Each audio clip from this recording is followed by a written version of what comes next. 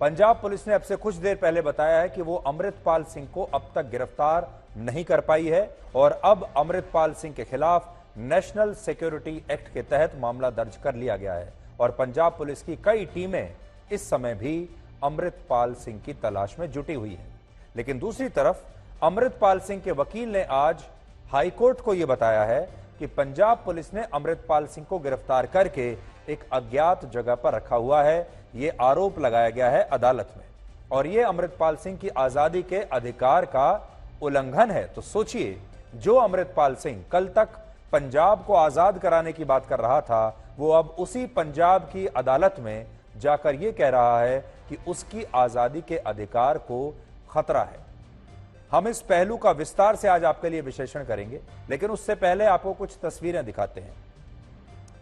असल में हमें अमृतपाल सिंह की कुछ तस्वीरें और सीसीटीवी वीडियोस आज मिल गए हैं, जिनसे यह पता चलता है कि वो पंजाब के जालंधर में मौजूद था और इस दौरान पुलिस ने उसका पीछा भी किया, लेकिन वो पुलिस को चकमा देकर वहां से भाग गया और जिस गाड़ी से वो शाहकोट के एक गांव की तरफ जा रहा था, उस गाड़ी को उसने बीच में ही कहीं पर छोड़ दिया। ये वो गाड़ी है जो आपकी स्क्रीन पर है, मारुति ब्रेजा कार है ये, और इस गाड़ी को इसने बीच में छोड़ दिया। पंजाब पुलिस ने यह भी बताया कि वो पहले एक मर्सिडीज कार में भागा, जिसका इस्तेमाल अमृतपाल सिंह लगातार पिछले कई दिनों से कर रहा था। हालांकि शाहकोट जाते समय जब इस खालिस्तानी को यह पता चला कि पुलिस उसके पीछे है, तो उसने अपनी मर्सिडीज कार को बीच रास्ते में छोड़ दिया और फिर वो एक सफेद रंग की एसयूवी में बैठ गया, जिसके कुछ सीसीटीवी वीडियोस आज हमें मिल गए हैं। जैसा मैं आपको बता रहा था, यह सफेद रंग की मारुति ब्रेजा गाड़ी है।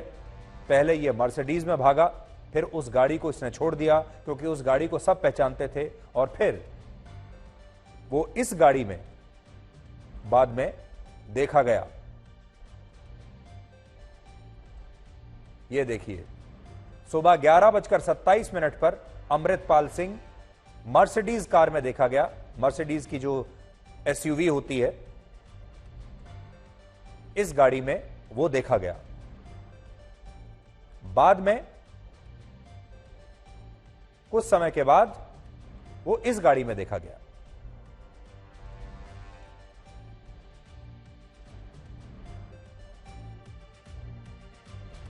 और फिर वो इसी गाड़ी से शाहकोट के गुरुद्वारे पहुंचा, जहां की तस्वीर आप देख रहे हैं, और यहां उसने पहले अपने कपड़े बदले और बाद में वो बाहर खड़ी एक मोटरसाइकिल पर बैठकर वहां से भाग गया। ये तस्वीरें भी आप देख सकते हैं। हालांकि यह मोटरसाइकिल अलग थी और क्योंकि इस खालिस्तानी को यह पता था कि पुलिस उसका पीछा कर रही है, इसलिए इसने 10 से 12 किलोमीटर दूर जाने के बाद अपनी मोटरसाइकिल को भी बदल लिया और ये दूसरी किसी बाइक पर जाकर बैठ गया, जिसमें एक तस्वीर में ये इस बाइक को चलाते हुए भी दिखाई दे रहा है। यानी इस दौरान उसने कई गाड़ियां बदली हैं, कई बार कपड़े बदले हैं और कई मोटरसाइकिल बदली हैं। और अब से कुछ देर पहले पंजाब पुलिस ने बताया है कि अमृतपाल सिंह अब तक गिरफ्तार नहीं हुआ है, लेकिन उसके खिलाफ नेशनल सिक्योरिटी एक्ट यानी एनएसए के तहत मामला दर्ज कर लिया गया है और पुलिस ने उसके खिलाफ नॉन बेलेबल वारंट भी जारी कर दिया है। यहां 3 चीजें हो सकती हैं। पहली बात तो यह कि अमृतपाल सिंह पंजाब पुलिस से कहीं ज्यादा चालाक निकला और पंजाब पुलिस को चकमा देकर भाग गया। दूसरा, पंजाब पुलिस में कुछ लोगों ने उसे जानबूझकर भागने दिया होगा। और तीसरी बात यह भी हो सकती है कि पंजाब पुलिस ने वाकई उसे कहीं छुपा कर रखा है, जैसा कि उसके सहयोगी आरोप लगा रहे हैं अदालत में जाकर। ऑपरेशन का चौथा दिन 114 गिरफ्तारियां, 7 पर रासुका। अमृतपाल पंजाब पुलिस के लिए एक पहेली बन गया है, एक रहस्य बन गया है और सबसे बड़ा सवाल ये खड़ा होता है कि कानून के लंबे हाथ अमृतपाल के गिरेवा तक कब पहुंचेंगे।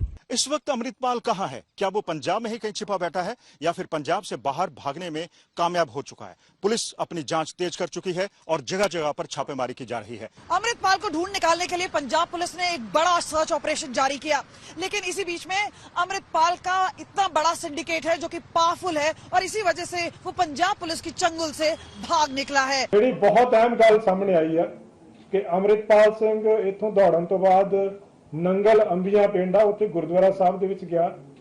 ਉੱਥੇ ਜਾ ਕੇ ਉਹਨੇ ਕੱਪੜੇ ਚੇਂਜ ਕੀਤੇ, ਉਹਨੇ ਸ਼ਰਟ ਪਾਈ, ਪੈਂਟ ਪਾਈ, ਫਿਰ ਉੱਥੋਂ ਦੌੜਿਆ, ਆਪਣੀ ਜਿਹੜੀ ਤਲਵਾਰ ਸੀ ਉੱਥੇ ਛੱਡ ਦਿੱਤੀ।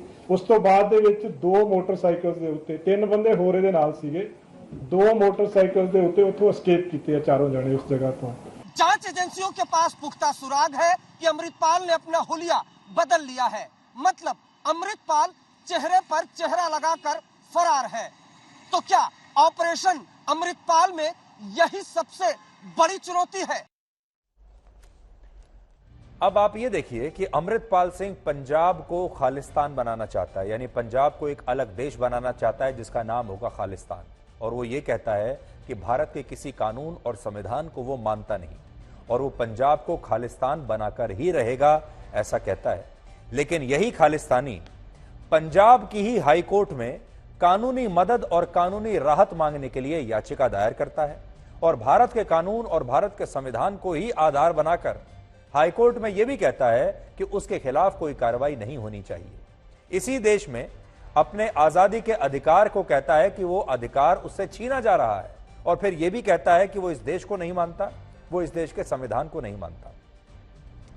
18 मार्च को जब पंजाब पुलिस ने अमृतपाल सिंह के खिलाफ अपना ये ऑपरेशन शुरू किया था, तब इसके एक दिन बाद अमृतपाल सिंह के कानूनी सलाहकार और उसके वकील ने पंजाब और हरियाणा हाई कोर्ट में एक पिटीशन दायर की थी। इस पिटीशन को जो है उसमें उन्होंने कुछ राहत मांगी और यह याचिका अदालत में तब दायर की जाती है जब किसी व्यक्ति को पुलिस द्वारा गैर कानूनी तरीके से अपनी हिरासत में रखा जाता है। हैबियस कॉर्पस पिटीशन कहते हैं इसको। और अमृतपाल सिंह के वकील ने हाई कोर्ट में यह कहा है, यही जो पिटीशन है ये दायर की है और अदालत से यह मांग की है कि वो अमृतपाल सिंह को हिरासत से छोड़ने का फैसला सुनाए और अमृतपाल सिंह की सुरक्षा सुनिश्चित करे। तो सोचिए, आगे बढ़ने से पहले आपको यह बताते हैं कि अमृतपाल सिंह कितना डरा हुआ है, उसके जो साथी हैं वो कितने डरे हुए हैं, जिससे यह बात साबित होती है कि ये लोग डरपोक हैं। सिर्फ जब वीडियो बनाते हैं तो वीडियो में बड़ी बड़ी बहादुरी की बातें करते हैं, विचारधारा की बातें करते हैं, धर्म की बातें करते हैं, लेकिन असल में ये सबसे बड़े डरपोक और सबसे बड़े कायर हैं। अब जब पुलिस पीछे पड़ गई तो उसी अदालत में जाते हैं जिस संविधान को ये मानते नहीं, उसी कानून के तहत अपनी रक्षा चाहते हैं जिस कानून को ये मानते नहीं, और जिस पंजाब को ये मानते नहीं उसी पंजाब की हाईकोर्ट में जाकर कहते हैं कि माय लॉर्ड हमें बचाइए, हमारी रक्षा कीजिए। अगर इसमें दम होता तो ये कहता कि मैं किसी अदालत में नहीं जाऊंगा, मैं कहीं से भी राहत नहीं लूंगा, मैं कहीं से भी जमानत नहीं लूंगा और मैं पंजाब पुलिस के सामने गिरफ्तार होने के लिए तैयार हूं। अगर इस आदमी के अंदर हिम्मत होती, अगर ये सच्चा होता, अगर ये बहादुर होता तो ये करता। लेकिन क्योंकि ये डरपोक है इसलिए अपने आदमियों को भेजा पंजाब हाईकोर्ट में और कहा कि मेरी आजादी के अधिकार की रक्षा कीजिए और मेरी जान की भी रक्षा कीजिए। और पंजाब हाईकोर्ट से कह रहा है कि वो आदेश दे कि पंजाब पुलिस ने जहां भी इस आदमी को पकड़कर रखा है उसे तुरंत रिहा कर दिया जाए। सोचिए, इससे ज्यादा डरपोक होने की जो निशानी है और क्या हो सकती है। सोचिए, एक तरफ ये खालिस्तानी पंजाब को तोड़ने की बात करता है और दूसरी तरफ ये उसी पंजाब की हाईकोर्ट में जाकर कहता है कि भारत के कानूनों के हिसाब से उसे राहत दी जाए और भारत के संविधान के हिसाब से ही उसकी आजादी की रक्षा की जाए।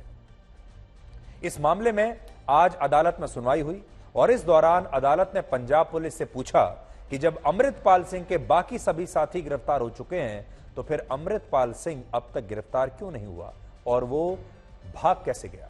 क्योंकि यह बात सबके मन में है कि जब पंजाब पुलिस अमृतपाल सिंह के 78 दूसरे साथियों को गिरफ्तार कर सकती है, उसके बॉडीगार्ड्स को गिरफ्तार कर सकती है, उसके जितने भी करीबी लोग हैं उन्हें गिरफ्तार कर सकती है, तो फिर अमृतपाल सिंह भागने में कैसे कामयाब हो गया।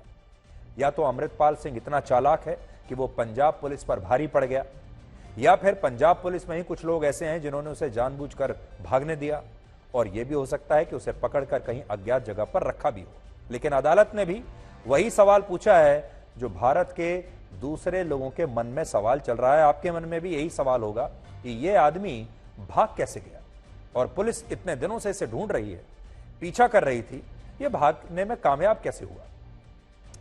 हाईकोर्ट ने आज पंजाब पुलिस से यह सवाल भी पूछा है कि जब अमृतपाल सिंह के खिलाफ पहले से ही कई आपराधिक मामले दर्ज थे तो वो भागने में कामयाब कैसे हुआ और पंजाब पुलिस के 80,000 जवान उसे अब तक पकड़ क्यों नहीं पाए, ये अदालत ने पूछा है।